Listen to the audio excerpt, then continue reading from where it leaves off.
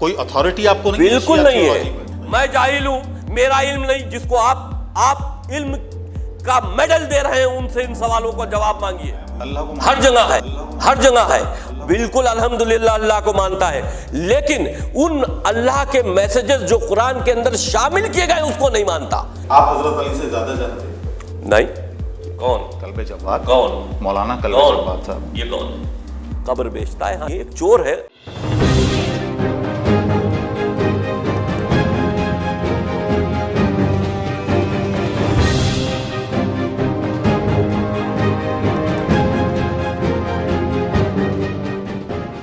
नमस्कार, आदाब। आप देख रहे हैं टीबीजे मीडिया। मैं हूं अबुल नस्र इकबाल। आज हमारी इस खास पेशकश में एक बेहद कंट्रोवर्शियल शख्सियत हमारे साथ हैं।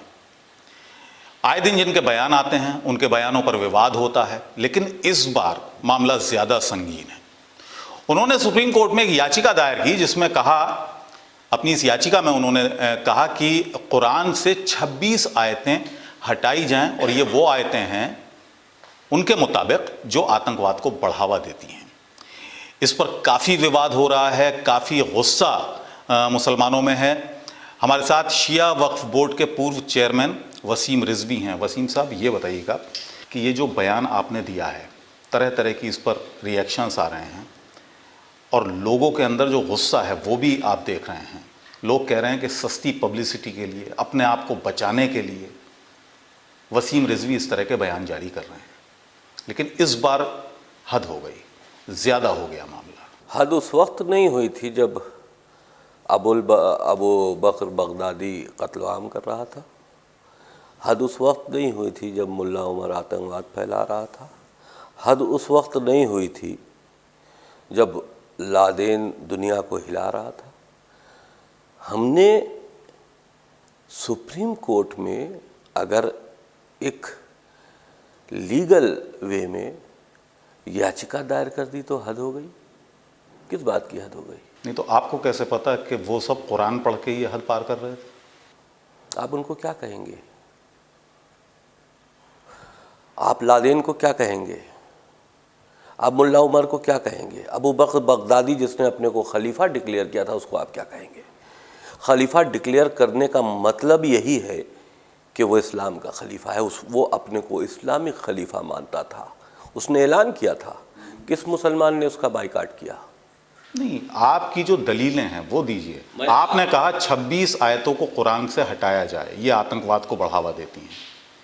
आप उन पर बताइएगा वो 26 आयतें कौन सी हैं और वो क्या बढ़ावा दे रही हैं? देखिए साहब, जो 26 आयतें हैं हमने पढ़ के समझ के पुरानी हदीसों को आपने किससे समझा? देखिए, आप मुफ्ती तो नहीं हैं, आप आलिम नहीं हैं। मुफ्ती और आलिम की ही जिम्मेदारी है पढ़ना और समझना। नहीं, आप नहीं समझ सकते? बिल्कुल समझ सकते हैं। तो अगर हमने समझा तो क्या बुरा? क्या समझा बताइए आप मुझे। मैंने बिल्कुल समझा कि आप गलत कर रहे हैं। क्या? आप आतंक की तरफ लिए जा रहे हैं मुसलमानों को। पूरी दुनिया में मुझे एक मिसाल दीजिए। पूरी दुनिया में बताइए। पूरी दुनिया में मुसलमान सिर्फ असलहा क्यों उठाए हुए हैं? पूरी दुनिया में क्यों? अफ्रीका में मुस्लिम आतंकवाद, सीरिया में, मिडिल ईस्ट में, अफगानिस्तान में, लंका में, यूरोप में, अमेरिका में, हिंदुस्तान में। क्यों? वो कौन सा कुरान पढ़ते हैं, कौन सा इस्लाम मानते हैं? आवाज ऊंची करने से बात को सच साबित नहीं किया जा सकता। एक चीज मुझे बताइए, आपकी दलील क्या है? आप कहते हैं ये 26 आयतें ये दलील कुरान मैंने भी पढ़ा है। मैं तो आतंकवादी नहीं बना। ठीक है, कुरान आपने भी पढ़ा है, हमने भी पढ़ा है। कुरान यहाँ पर जो जितने भी मौलवी हजरात हैं उन्होंने भी पढ़ा है कुरान। बिल्कुल पढ़ा है। ठीक है, शिया हो या सुन्नी हो, सबने पढ़ा है।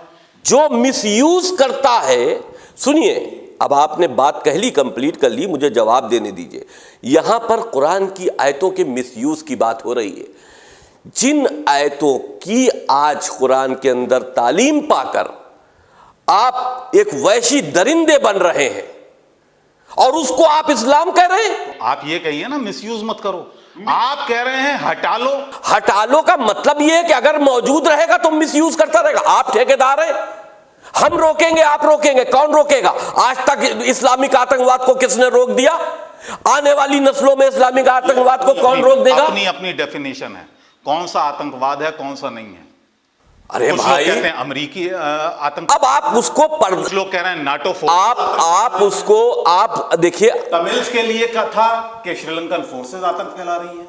आप अबू बकर, सुनिए सुनिए सुनिए, आप लश्कर तौबा को, अबू बकर बगदादी को इस्लामिक स्टेट जिन्होंने बनाई है, ISIS जिसको कहा जाता है, उसको आप अगर इस्लाम से जोड़कर न देखकर उसको इजराइल से, अमेरिका से या किसी से कहकर आप इस्लामिक दावन बचा नहीं सकते। आप ये नहीं कह सकते कि वो इजराइल की तैयार की हुई है। अरे तैयार आप में से की गई है। मैं ये नहीं कह रहा, मैं कह रहा हूं कुछ लोग हैं जो अमेरिकन फोर्सेस को, ऑफिशियल फोर्सेस को आतंकी कहते हैं, कुछ लोग हैं जो नाटो फोर्सेस को आतंकी कहते हैं, तमिलियंस हैं जो श्रीलंकन फोर्सेस को आतंकी कहते हैं। आतंकी अपनी अपनी परिभाषाएं हैं। आप कह रहे हैं कि कुरान पढ़ के लोग आतंकवादी बन गए। आप एक मिनट पहले सुनिए, आपकी इस बात का जवाब दे दे। अमेरिकन फोर्सेस को आतंकी कहते हैं, नाटो को आतंकी कहते हैं, तमिलियंस को आतंकी कहते हैं, लेकिन वो तमिलियंस तमिल तक महदूद हैं। उन अमेरिकी फौजें अमेरिका के अंडर में हैं, अमेरिकन तक महदूद हैं। नाटो वहीं तक महदूद है जहां पर उनका अपना वर्चस्व है। इस्लामिक आतंकवाद कहाँ महदूद है? फिलिस्तीन में क्या हो रहा है? इस्लामिक आतंकवाद कहाँ महदूद है? क्या हो रहा है? फिलिस्तीन में कौन सी आतंकवाद है? फिलिस्तीन में क्या एक मुल्क में है ना फिलिस्तीनी आतंकवाद जिसकी आप बात कर रहे हैं, क्या वो हिंदुस्तान में है? मैं कह रहा हूं फिलिस्तीनी कहते हैं जो इजराइल है वो आतंकवादी संगठन है। ये दो मुल्कों की बात है। आप मुल्कों की बात को संगठन से मत जोड़िए। आप इस्लाम को, आप मुल्कों की बात देखिए, जो मुल्कों की सरहदें हैं आपस में लड़ती रहती है। हिंदुस्तान पाकिस्तान का झगड़ा मशहूर है, हिंदुस्तान चाइना का झगड़ा मशहूर है। तो आप हिंदुस्तान चाइना वाले हिंदुस्तान को आतंकी कहें, हम चाइनीज को आतंकी कहें, ये दो मुल्कों की लड़ाई है। लेकिन मुस्लिम आतंकवाद ये यूनिवर्सल है, अल्लाह को मानता है, अल्लाह को बिल्कुल अल्हम्दुलिल्लाह अल्लाह को मानता है। लेकिन उन अल्लाह के मैसेजेस जो कुरान के अंदर शामिल किए गए उसको नहीं मानता, जिसको मैंने चैलेंज किया है। अल्लाह, आप एक बात बताइए, क्या आप ये समझ सकते हैं कि अल्लाह दो तरह की बातें करेगा? अब आप सुनिए, तुम्हारा दीन तुम्हारे साथ, हमारा दीन हमारे साथ, बात खत्म हो गई, बात खत्म हो गई। कुरान की आयत का तर्जुमा बता रहा हूं, बात खत्म हो गई ना। तुम्हारा दीन तुम्हारे साथ, हमारा दीन। एक मिनट, ठीक है, मैं आसान भाषा में बोल रहा हूं जिसको आपका चैनल के माध्यम से सब लोग समझ सके। तुम्हारा दीन तुम्हारे साथ, हमारा दीन हमारे साथ, सारी बंदिशें खत्म हो गई।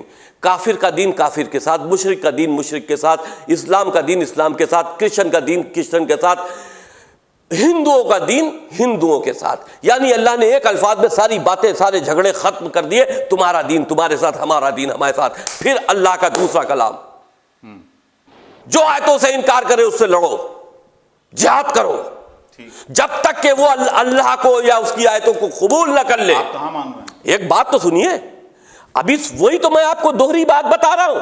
ये दोहरी बात कैसे हो सकती है? एक तरफ तो कह दिया कि तुम्हारा दीन तुम्हारे साथ, एक तरफ कहा जा रहा जो अल्लाह को ना माने, आप अपनी बात पूरी करिए, जो अल्लाह को ना माने, जो आयतों से इनकार करे उससे लड़ो, संघर्ष करो, कत्ल कर दो। किस आयत में? किस आयत में? ये देखिए, कुरान मजीद की हर भाषा में कुरान मजीद मेरे पास मौजूद है। सुनिए सुनिए, हमारी बात सुनिए। देखिए, एक हिंदी में है, आप मुझे ये इंग्लिश में है, किसी भी लैंग्वेज में, और ये उर्दू में है। वो कुरान एक है, ठीक है। और कुरान सारे फिरकों के लिए एक है, मतलब कुछ भी आप निकाल सकते हैं।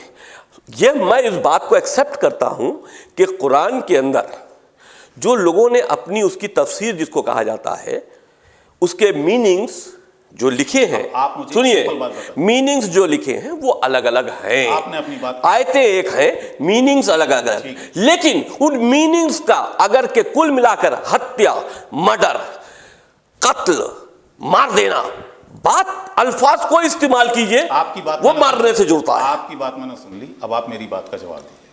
आप कह रहे हैं आप अल्लाह को मानते हैं, आप उसकी आयतों को मानते हैं। ना, गलत, रुक जाइए। अल्लाह को मानते हैं, उसकी रुक जाइए, रुक जाइए। उन फर्जी फेक आयतों को नहीं मानते जो ये 26। आप कैसे कह सकते हैं? आप कैसे कह सकते हैं कि ये अल्लाह की आयतें हैं? कुरान से साबित कर। कुरान किसका लिखा हुआ है? अल्लाह का कलाम है। कैसे? आप कैसे कह सकते हो? सवाल है आपसे सवाल है। ये अल्लाह, ये कुरान मजीद इन कागज स्याही और कागज कलम स्याही और प्रिंट किया हुआ ये अल्लाह क्या से आया है? मतलब आप ये नहीं ना पहले आप मेरा जवाब दीजिए ना। नकल किसकी की है? नकल किसकी की है? जो रसूल ने कुरान लिखा, जो रसूल ने कुरान लिखा, जो जिब्राइल लेकर आए, रसूल ने लिखा, जिब्राइल ने लिख के दिया, उनको याद कराया, जिब्राइल ने लिख के दिया। आप नहीं, आप घुमा रहे बात को, आप सही जवाब नहीं दे रहे।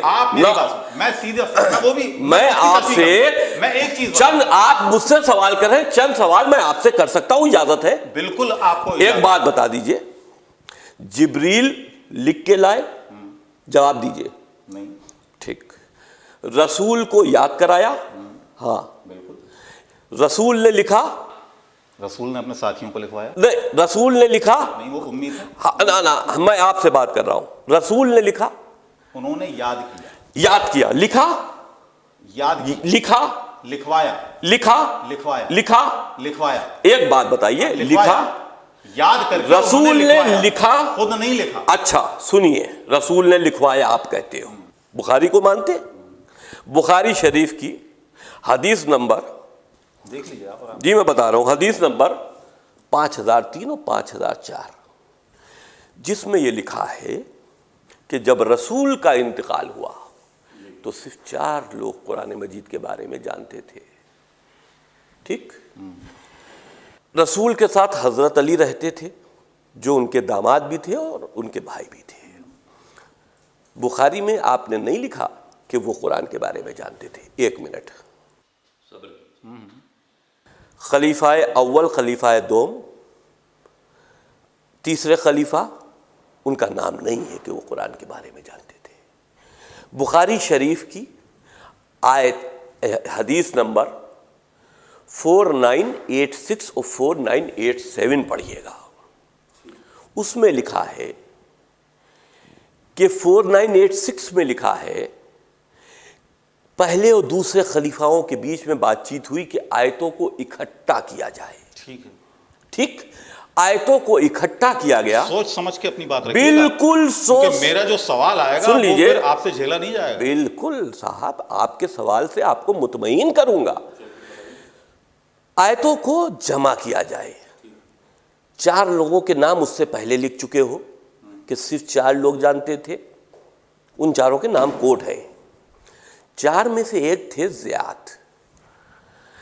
सिर्फ 4 में से एक ने यह काम किया, आयतों को इकट्ठा किया, और वो पत्थर से लिखा गया। सुनिए, यह आपकी बुखारी शरीफ में है, पढ़ लीजिएगा। आपकी नहीं है? नहीं, मैं बुखारी को नहीं मानता, वो आपकी हदीस होगी। सुनिए, मैं कुरान को मानता हूं, मेरे लिए कुरान काफी है। नहजुल बलागा को मानते हैं? बिल्कुल मानता हूं, मेरे लिए कुरान और नहजुल बलागा काफी है। बुखारी शरीफ को आप माने? नहजुल बलागा को मानते हैं? बिल्कुल मानता हूं। ठीक है। आप हजरत अली से ज्यादा जानते हैं? नहीं। ठीक है। नहीं। उन्होंने क्या कभी इस पर सवाल उठाया? किस पर? कुरान की इन आयतों पर? हजरत अली से लेकर हजरत अली 3 खलीफाओं के बारे में आप एक मिनट सुन लीजिए, फर्जी आपको आयतें डाली। बिल्कुल। क्या हजरत अली ने उन तीनों खलीफाओं की इंटीग्रिटी पर सवाल उठाया? ठीक। क्या इमाम हुसैन ने कभी उठाया? नहीं। क्या इमाम हसन ने उठाया? नहीं। क्या आप उनसे ज्यादा जानते हैं? बिल्कुल नहीं। फिर सुनिए, हमारी शिया अकीदे में जो हमारी किताबें हैं, अब इसके लिए हमें अपनी शिया किताबों से आपको जवाब देना पड़ेगा। हमारी शिया किताबों में यह है, जब कुरान इकट्ठा हो रहा था तो हज़रत अली अलैहिस्सलाम कुरान लेकर दरबार खलीफा में पहुंचे थे। 2 बार पहुंचे हैं, हमारी किताबों में है। खलीफाओं ने अली का कुरान लेने से इनकार कर दिया था। तीसरे खलीफा के दरबार में फिर पहुंचे थे। जब तीसरे खलीफा को पता चला कि बहुत सी आयतें और बहुत से मैसेजेस, ये बुखारी शरीफ की 4987 में लिखा है कि बहुत सी आयतें जब वायरल हो रही थीं तो तीसरे खलीफा को जब बताया गया तो तीसरे खलीफा ने हफ्सा क्या से वो कुरान मजीद मंगाया, जो पहले दूसरे ने जैद से लिखवाया था। दूसरे के बाद वो हफ्सा क्या रख दिया गया था। हफ्सा क्या से कुरान मजीद मंगवाया, उसकी कॉपी करवाई और वो हफ्सा को वापस कर दिया। उसके बाद ऐलान किया कि जितने भी कुरान मजीद चल रहे हैं सबको जला दिया जाए। बुखारी में लिखा है सबको जला दिया जाए, यानी कि आपने वेरिफिकेशन तक नहीं किया उसमें क्या कुछ सही चीजें नहीं थी, सब गलत चल रही थी। आप रेफरेंस दीजिए मुझे। बुखारी शरीफ हजरत अली जब लेकर गए, सुनिए आप वही तो अभी आप वहीं तक आ रहा हूं। आप किस किताब में लिखा ये बता दीजिए। वो तो मैंने शिया किताब से बात की थी। किस किताब में? अरे भाई हमारी दीनियात में लिखा है। कौन सी हमारी दीनियात में लिखा है। हमारी मैं इसलिए पूछ रहा हूं कि आप शिया थियोलॉजी के कोई मास्टर नहीं है। बिल्कुल नहीं है, है ना? कोई अथॉरिटी आपको नहीं बिल्कुल नहीं है, बिल्कुल नहीं है। मुझे किताब का नाम बताइएगा ताकि मैं भी रिसर्च कर लूं। आपको रिसर्च करनी है तो बुखारी शरीफ पर, कुरान मजीद पर, नहजुल बलागा पर।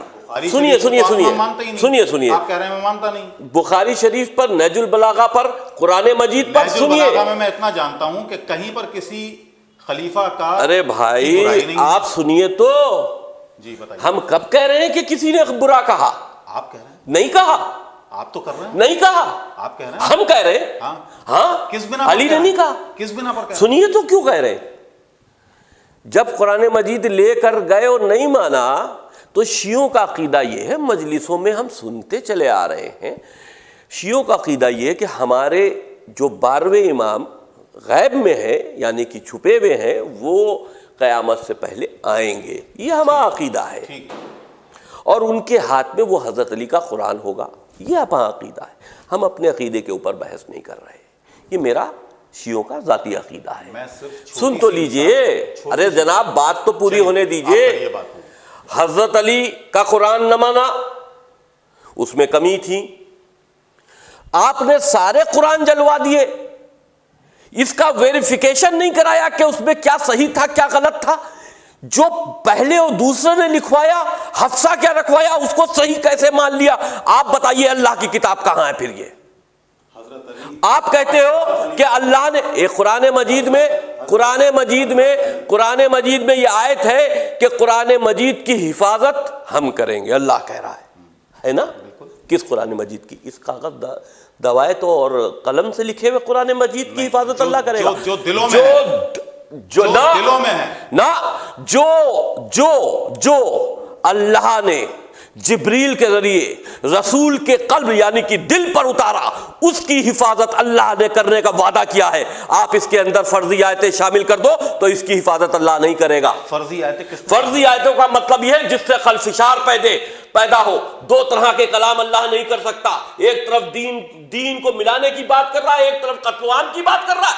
अच्छा, अब एक बात मेरी सुनिए। आप अल्लाह को मानते हैं, दीन को मानते हैं, कुरान को भी मानते हैं, कुरान को भी मानते हैं, बिल्कुल मानते हैं, को भी मानते हैं, बिल्कुल मानते हैं। अब आप मेरी एक बात सुनाए, आप बताइए।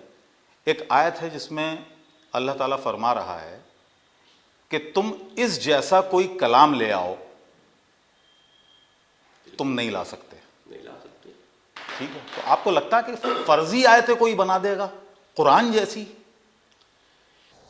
आप मेरे जवाब से मुतमईन नहीं हैं, हम आपको मुतमईन कर नहीं सकते, क्योंकि आप वही बात कर रहे हैं जो आम मुसलमान करता है। अगर आप थोड़ा सा इससे हट के बात करें तो शायद आपके बात समझ में आए। जब आपके अंदर दिल में वो इस्लामिक जज्बा बरकरार रहेगा, निकाल फेंक दिए थोड़ा सा इस्लामिक जज्बा, फिर हमसे बात कीजिए, तब शायद कुछ समझ में आए। और जब तक दिल क्यों निकलवाना चाहते हैं? नहीं, एक कॉमन मैन की बात कीजिए। अगर आप दिल के अंदर इस्लामिक जज्बा लेकर बात करें, आप कभी कुरान आपके अंदर नहीं है? नहीं, मेरे पास है, लेकिन मेरे पास है, लेकिन हम परेशान हैं पूरी दुनिया में आतंकवाद से। हम लड़ रहे हैं आतंकवाद से। अरे क़िबला, मैं आपसे वही जानना चाहता हूं। इस्लाम के नाम पर जो आतंकी पूरी दुनिया में दहशतगर्दी बचा रहे हैं, हिंदुस्तान उसका भुक्तभोगी है।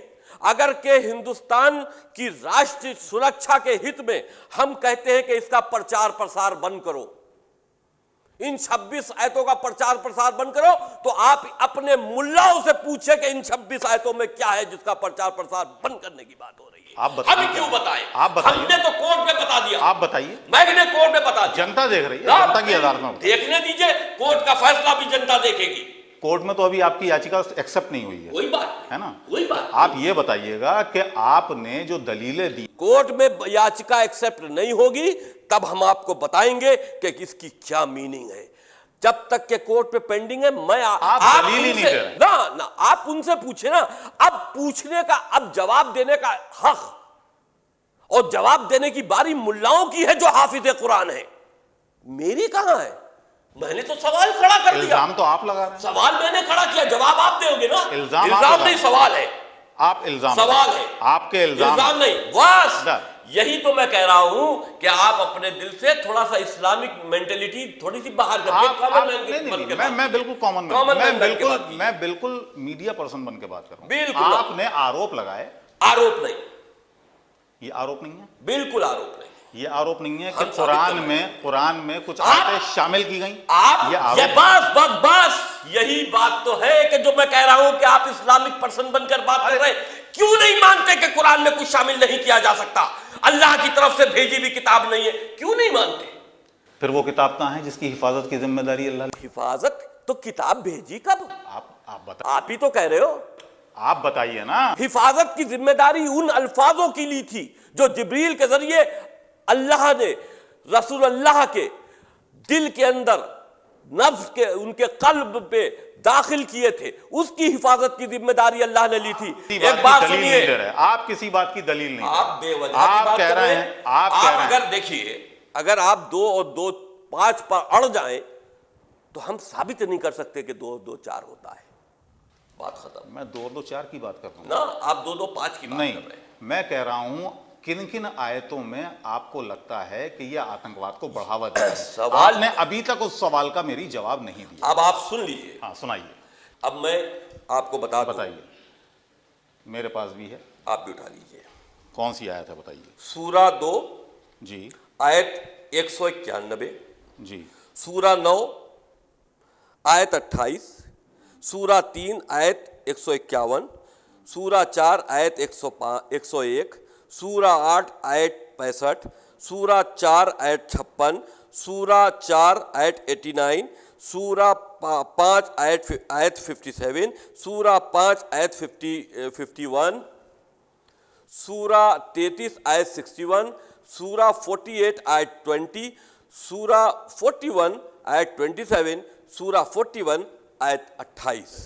ठीक है, आपने एक सूरा बताई, सूरा 48 आयत 20, सूरा 2 आयत 191 आपने बताई जी। अब मैं इसका तर्जुमा करूं, बताइए। सूरा 2 आयत 191, इसमें आपने जिक्र किया है जी, जो आपने उसमें शामिल किए, उनसे लड़ो जहां भी तुम्हारी उनसे मुठभेड़ हो जाए, ठीक, और उन्हें निकालो जहां से उन्होंने तुम्हें निकाला है, ठीक, इसलिए कि कत्ल हालांकि बुरा है मगर इस दंगा फसाद इससे भी ज्यादा बुरा है। ठीक। और प्रतिष्ठित मस्जिद यानी काबा के निकट तक जब वे तुमसे लड़ें तब तुम भी लड़ो, मगर जब वो वहां लड़ने से ना चूके तो तुम भी निसंकोच उन्हें मारो कि ऐसे अधर्मियों की यही सजा है। और फिर अगर वो बाज आ जाएं तो जान लो अल्लाह क्षमा करने वाला और दयावान। अब आप एक मुझे बात रख दीजिए। हाँ बताइए। देखिए यहां पर क्या अल्लाह कह रहा है, उनसे लड़ो जो तुमसे लड़े, उन्हें निकालो जिन्होंने तुम्हें निकाला, उनको निकालो जिन्होंने तुम्हें निकाला। ठीक। हमारा हिंदुस्तान का संविधान भी तो कोई चीज है ना। ठीक। अगर के हम आपकी हत्या करने आए, सेल्फ डिफेंस का हक है मुझे। सेल्फ डिफेंस का हक है ना जी है। बिल्कुल। आप हमें गोली मार दीजिएगा। हाँ। मार दीजिएगा। क्या करूंगा मैं? आप पर कौन सा मुकदमा लगेगा? आप मुझे गोली मार दीजिएगा। हत्या का ना। हाँ। ठीक। लेकिन मैं साबित कर दूंगा कि मैंने अपने सेल्फ डिफेंस में मारा। आप टांग पर गोली मार के भी रोक सकते थे। हाँ। सुनिए, निशाना चूक गया मेरा। नहीं तो ये तो बेवजह वाली बातें हैं, अपने को बचाने की बातें। देखिए जब जान पे बनी अल्लाह होती के है। कलाम की बात कर रहे हैं। सुनिए, आपने इसमें ये पढ़ा अधर्मी, मीन्स जो तुमसे लड़े। ना ना ना ना ना, एक अल्फाज अभी आपने पढ़ा, अधर्मी। जब वो बाज आ जाए, अधर्मी। अधर्मी कौन? अधर्मी मीन्स क्या है? जो धर्म ना माने। कौन सा धर्म? कौन सा धर्म? जो एक ईश्वर को ना माने। इस्लाम की बात हो रही, कुरान है तो इस्लाम की बात, इस्लाम की बात हो रही ना। जो इस्लाम न मारे और आपसे लड़े, जो इस्लाम न माने और आपसे लड़े। आपसे लड़ने की तो बात पहले कह दी गई कि आप अपने डिफेंस करो, ठीक है। अब वो लोग जो अधर्मी हैं, यानी कि इस्लाम के नहीं मानने वाले हैं, एक तरफ अल्लाह कह रहा है तुम्हारा दीन तुम्हारे साथ, हमारा दीन हमारे साथ, एक तरफ कह रहा है कि अधर्मी। कैसे कह सकता है अधर्मी किसी को? क्या भाई, एक आदमी आपसे, आपको अधर्मी कैसे हम कह सकते हैं? एक आदमी मुझसे लड़ने आ रहा है, वो आपने इसको दो पार्ट में पढ़ा, इसमें दो माने। एक लड़ने आ रहा, सेल्फ डिफेंस की बात की जा रही है। यहां पर अधर्मी अल्फाज इस्तेमाल किया जा रहा है कि उनको जब तक के ना मारो, जब तक के ना छोड़ो, जब तक के वो धर्म कबूल ना कर ले। अधर्मी, अधर्मी। अब इसका मतलब क्या हुआ कि आप जबरन मुसलमान बनाना चाहते हो, मार काट कर कर दहशत फैला। यही सुन लीजिए, समझ का फेर नहीं है।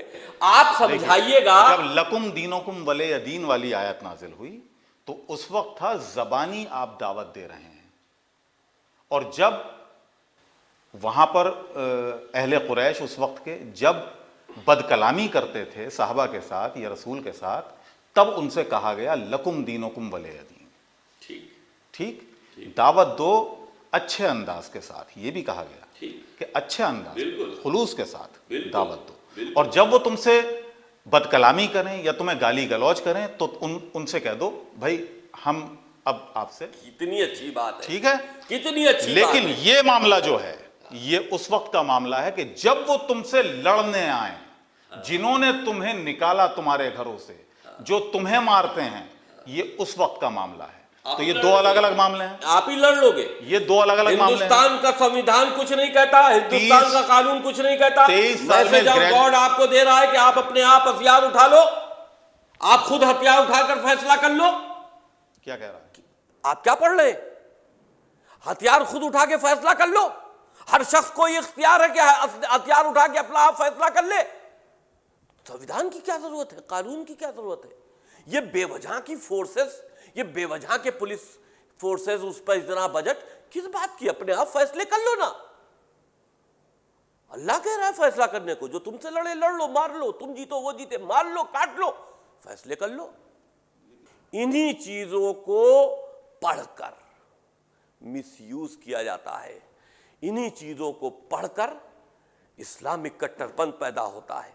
इन्हीं चीजों को पढ़कर आतंकी गतिविधियां पैदा होती हैं, आतंकी संगठन। आप कितने लोगों को जानते हैं जो मदरसों में पढ़े और आतंकी बन गए? अरे साहब, आप बताइए। वो बहुत लंबी लिस्ट है। बताइए। एक नाम, दो नाम बता दीजिए, दो नाम बता दीजिए। आपको हम कसाब का किस्सा सुनाए, ये आप मुझे हिंदुस्तानियों के नाम बताइए। आप हिंदुस्तान की सुप्रीम कोर्ट में आपने दायर की है याचिका, हिंदुस्तान के संदर्भ में आप बात कर रहे हैं। उस कसाब ने क्राइम किया था, मैं कसाब का एक किस्सा सुना दूं। वो पाकिस्तानी था। हिंदुस्तान में हिंदुस्तान का बताइए। हिंदुस्तान में मदरसे इतने चल रहे हैं, कितने मदरसों में? बंगाल में रेड पड़ी, बम बनाने की फैक्ट्री पकड़ी गई। आप नेट पे जाइए, सर्च कीजिए कौन सा बंगाल का मुर्शिदाबाद का मदरसा था। क्या मदरसे के अंदर किताब की जगह बम बनाना सिखाओगे? वो टीचर बांग्लादेशी था, शायद क्या अजहर नाम था, पूरा इस वक्त याद नहीं। केरल के अंदर मदरसे में रेड पड़ी, असलहे बरामद हुए। उत्तर प्रदेश में मदरसे में रेड पड़ी, असलहे। किताबों की जहां असलहे बरामद हो रहे हैं और आप कह रहे हो कि इस्लामिक तालीम दे रहे हैं। ये तुम्हारा इस्लाम है कि अब मदरसे जहां इस्लामिक तालीम दी जाए वहां बम बनाने की तालीम दोगे? आप बम बनाने की तालीम देंगे? आप उठाइए, नेट पे पढ़िए। और जो गोली चलाने की तालीम दी जा रही है, कहां दी जा रही है? देखिए, एक मिनट, अगर आप किसी अपनी बात को छुपाने के लिए किसी दूसरे पे तंज करेंगे ना, आप तंज कर रहे हैं कि जहां गोली चलाने की चाहिए, जहां गोली चलाने की तालीम। आप पहले इस बात को बताइए कि मदरसों के अंदर बम बनाने की ट्रेनिंग क्यों? मैंने आपसे सवाल पूछा कि इतने मदरसे लखनऊ में, उसी का मैंने जवाब दे दिया। इतने मदरसे यूपी में चल रहे हैं, आपके बहुत सारे ऐसे लोग होंगे जो मदरसों में तालीम याफ्ता होंगे या मदरसों से पढ़ के निकले होंगे। आपका भी कभी साबका मदरसों में पढ़ा होगा, बचपन में आपने भी पढ़ा होगा। मैंने नहीं पढ़ा मदरसों आपने में। नहीं पढ़ा, चलिए। मदरसों से मैं नफरत करता हूँ। क्यों? बिल्कुल, क्योंकि मदरसे जो हैं वो इस्लाम को ख़राब कर रहे हैं। आगे बढ़िए। चलिए, इस वक्त जो पूरी कम्युनिटी है वो इस वक्त आपके खिलाफ है। होगी, शिया, सुन्नी, होगी, देवबंदी, बरेलवी, होगी, तो सब आपके हम डर खिलाफ जाए हैं। हक बात बोलने ठीक से? है। पूरा वर्ल्ड और मैंने सुना है, सुनिए, कि कुछ यहाँ से कुछ उलमा ने ईरान तक से फतवे मंगाने के लिए बात कर रहे हैं। वर्ल्ड अगर वर्सेस वसीम रिजवी हो तो वसीम रिजवी उस वक्त तक तैयार है जब तक जिंदा है। इन दलीलों पे बहुत मजबूत है, इन दलीलों पे बहुत मजबूत है, बहुत खोखली दलील है। बहुत मजबूत है। बताइए आप। किसी भी आप एक दलील नहीं दे पाए। आप मैंने सारी दलीलें दी, आप मानोगे नहीं। वही बात हो गई कि 2-2-4 आप न मान के 2-2-5 मानो और फिर हम आपको मनवा नहीं सकते। सिर्फ पब्लिसिटी स्टंट। गलत बात है। वसीम रिजवी का सिर्फ पब्लिसिटी स्टंट। गलत बात है। वसीम मैं रिजवी, जिहादियों से लड़ रहा हूं। वसीम रिजवी का भी कहते हैं सारे जितने भी मस्जिदें हैं यहाँ पे उस वक्त की बनी हुई सारी दे दी जानी चाहिए। बिल्कुल, उसको मंदिरों में तब्दील बिल्कुल दे देनी चाहिए। हराम है नमाज। कभी नमाज हराम है। कभी कहते हैं श्री राम उनके सपने में आए। लूटी हुई जगह पर, जबरन बनाई हुई जगह पर नमाज हराम है। और जब नमाज हराम है तो वो मस्जिद हो ही नहीं सकती। आप अयोध्या की बात ना कीजिए, मैं 11 मस्जिदों की बात कर रहा हूं। इन 11 मस्जिदों में नमाज जो पढ़ी जा रही है वो इबादत के लायक नहीं है, वो हराम है। क्योंकि वो गस्बी जगह पर, लूटी हुई जगह पर, जबरन बनाई हुई जगह पर मस्जिदें तामीर की गई हैं, इसलिए वो हराम है। नमाज के कैसे आपने साबित कर दिया कि वो लूटी हुई जगह पे थी? अब आप अगर फिर वही हम यही कहेंगे, कैसे साबित कर दिया?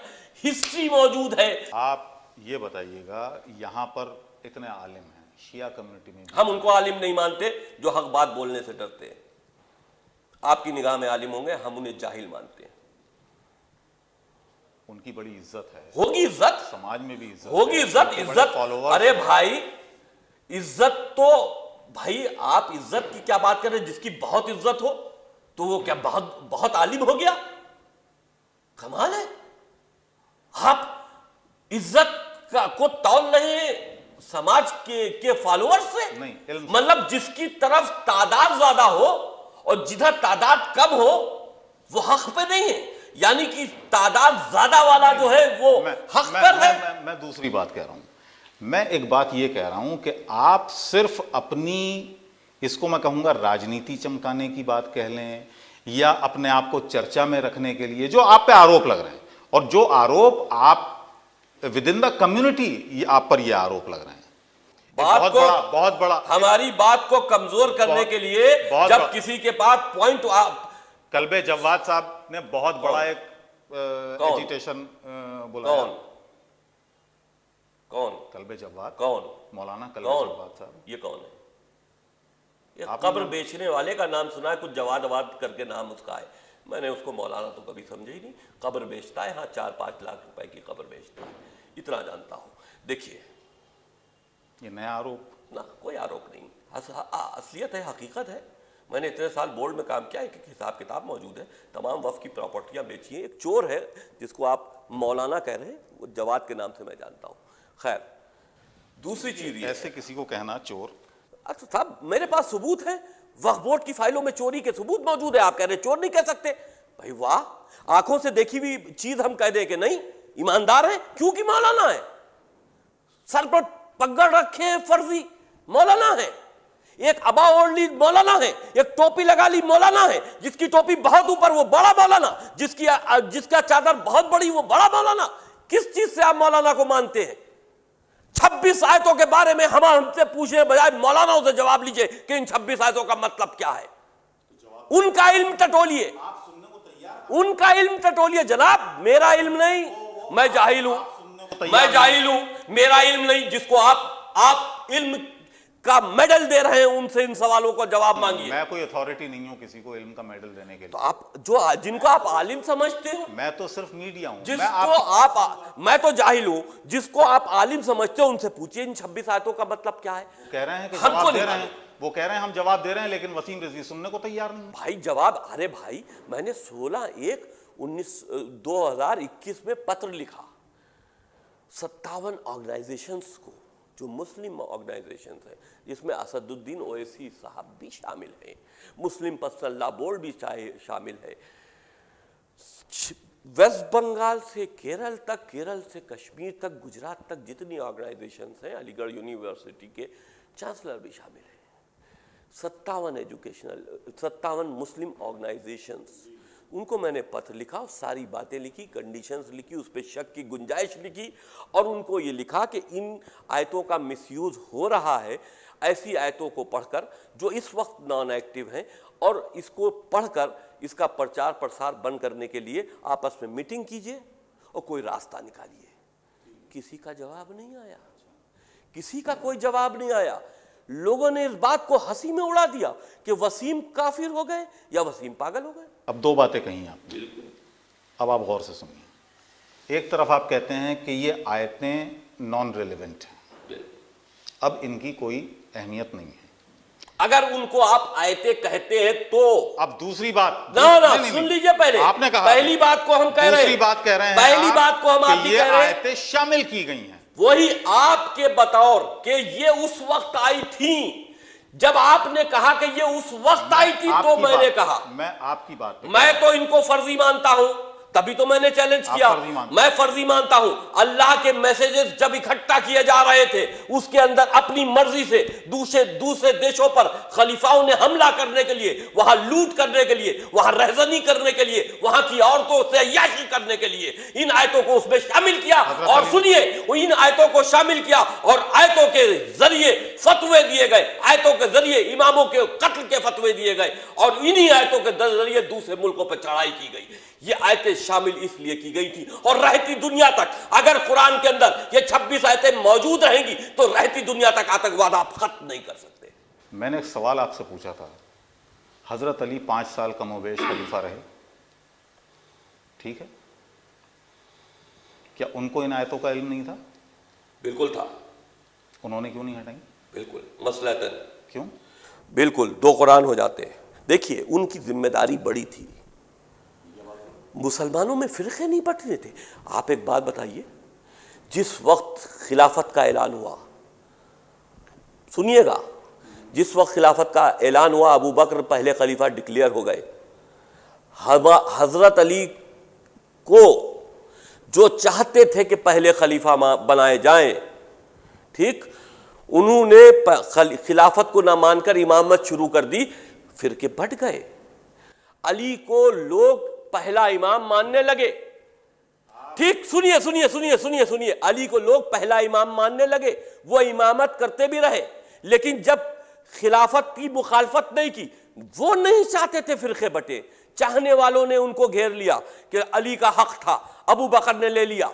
उसके बाद कहने वाला, हमारी शिया अकीदे की बात है, हम खिलाफत को क्यों नहीं मानते, हम खिलाफत को क्यों नहीं मानते, हम इमामत को, हम कहते हैं हक अली था पहला खलीफा बनना, इसी वजह से तो नहीं मानते। जब हजरत अली ने मान लिया, हम फिर वही तो हम कह रहे हैं, जब हजरत अली, आप क्यों नहीं मानते? अरे भाई, ये हमसे गोया कि आपको हजरत अली से ज्यादा इल्म है। आप ये सवाल, आपकी जब हजरत अली ने खिलाफत को मान लिया और हम क्यों नहीं मानते, ये सवाल हमारे शियों के आलिम दीन से कीजिए, जो बड़ी बड़ी पगड़ियां लेकर शियों की इमामत करते हैं। हमसे क्यों आप ये बात पूछ रहे हैं? हम तो शिया घर में पैदा हुए शिया हैं। आप उनसे पूछे कि शिया कहां के शिया, तुम कैसे, जब अली ने कह दिया कि हम चौथे खलीफा हैं, तो तुम शिया कैसे रहे? खिलाफत को क्यों नहीं मानते हो? ये सवाल आप हमसे पूछेंगे? जाइए ईरान के रहबरों से पूछिए। किससे पूछें? किसी भी रहबर से, आलिम दीन जो आपकी निगाह में आलिम हो, उससे पूछे। शिया आलिमो खिलाफत को क्यों नहीं मानते? जब हजरत अली ने खिलाफत को कबूल किया, हजरत अली चौथे खलीफा बने, अगर वो पहले दूसरे तीसरे को ना मानते तो चौथे खलीफा ना बनते। जब चौथे वो बने तो तुम खलीफा को क्यों नहीं मानते? तुम इमामत से क्यों शुरू करते हो? हजरत अली ने जो चीज नहीं जो चीज खुद स्वीकार की हो, और उसको तुम स्वीकार क्यों नहीं करते? ये सवाल उनसे पहले पूछे, फिर कुरान के बारे में इस पर बात कीजिएगा। ये वही चीज है जिस सिलसिले में आप कुरान की बात कर रहे हैं। खामोशी उस वक्त भी थी, खामोशी उस वक्त भी थी। 1400 साल के बाद अगर हमने आवाज उठाई तो गलत आवाज नहीं उठाई। हमारा गुस्सा नहीं है, आलिमों से है, ना, शिया आलिमों से ना, किसी बात को लेकर है, आतंकियों से है, आतंकी गतिविधियों से है, इस्लामिक आतंकवाद से है। आप मुझे जो उलमा हजरात हैं उनसे थोड़ा सा फ्रस्ट्रेटेड लग रहे हैं। ना ना ना, आपकी गलतफहमी है, ये गलतफहमी है। फिर माँ गुस्सा उन लोगों से, जंग उन लोगों से जो बेगुनाहों का कत्ल कर देते, ये कह करके ये मुसलमान नहीं है। हमारी लड़ाई ऐसा कौन करता है? तमाम जगहों पर। क्या बात करें आप, आप इतने भोले बन गए तो फिर आप मीडिया में कैसे? सीरिया में क्या हुआ जनाब, कितने क्रिश्चियंस को पकड़ के उनकी आंखों में पट्टी बांधकर अल्लाह अकबर करके गला काट दिया। कमाल करते हो, अल्लाह अकबर, अल्लाह का सबसे बड़ा नाम, अल्लाह सबसे अकबर है, इतना बड़ा नाम लेकर गर्दन इंसान की काट रहे हो, शर्म नहीं आती अल्लाह अकबर कहते हुए? कमाल की बात है। आप मतलब इंसान इतना, मुसलमान इतना बेगैरत हो सकता है कि अल्लाह का नाम लेकर इंसान को कत्ल कर रहा है? तो आपको ये कैसे पता है कि वो कुरान की ये आयतें पढ़ के कत्ल कर रहा है? अल्लाह अकबर का मतलब बताइए, अल्लाह अकबर का मतलब बताइए। ठीक है, वो संगठन का आदमी था, डिक्लेयर किया, ISIS ने कहा हमने मारा। अब और क्या प्रूफ चाहिए? तो आप हमसे कुरान का प्रूफ क्यों पूछ रहे हो? चलिए, बहरहाल ये लंबी बहस है और इस पर मैं समझा तो नहीं सकता आपको कुछ। नहीं, आप 2-2 5 कह रहे हैं, 2-2 4 कह रहे हैं। 2 और 2 4 ही कह रहा हूँ ना, 4 कहने वाले हमें, 5 कहने वाले। बहुत बहुत शुक्रिया हमसे बात करने के लिए। तो TBJ मीडिया में आज की बहस में फिलहाल इतना ही। आपसे अगले प्रोग्राम में एक और शख्सियत के साथ फिर मुलाकात होगी। तब तक के लिए इजाज़त दीजिए।